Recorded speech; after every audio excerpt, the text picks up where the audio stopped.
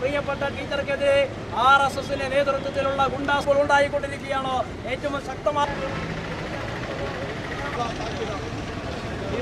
നേരിട്ട് നിയന്ത്രണത്തിൽ പ്രവർത്തിക്കുന്ന സനാതൻ സൻസദ എന്ന സംഘത്തിന്റെ പ്രവർത്തകരാണ് ഗോവിന്ദ പൻസാരയെ വെടിവെച്ചു കൊന്നത് എന്ന് ബോധ്യപ്പെട്ടു.